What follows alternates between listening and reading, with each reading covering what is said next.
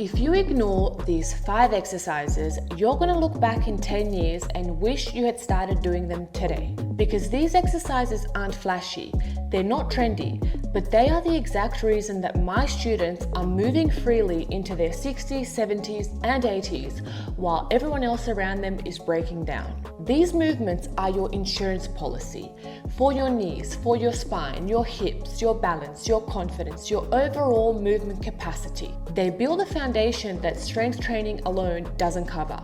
Now let's get into the 5 movements. Number 1, handstands and wall variations. Now handstands aren't just a movement, they are a full body diagnostic.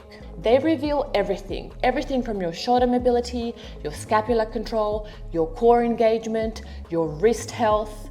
But more than that, they show you how you respond to discomfort, disorientation, and most of all, fear.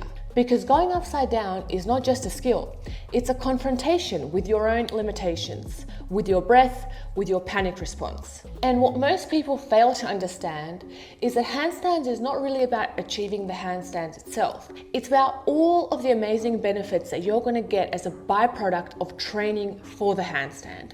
So in order to do that, you must approach training the handstand the correct way through progression. But most people, they try to shortcut it. They kick up and they hope for the best without any structural awareness. They don't do any shoulder prep, there's no rib or core control, there's no understanding of how to stack the spine. So let me be real with you, if you're just flinging yourself into the wall hoping that you'll figure it out, you're not really training, you're just gambling. And the handstand doesn't reward hope, it rewards structure.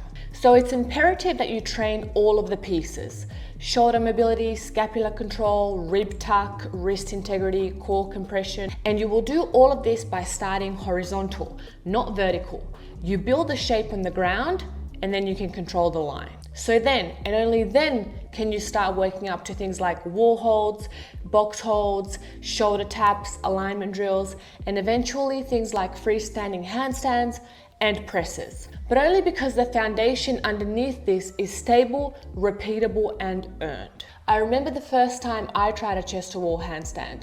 I couldn't even get up the wall. My ribs flared, my neck jammed, my brain panicked. It wasn't fear of falling, it was just fear of being exposed. And that's what handstands do. They teach you how to organize your body under pressure.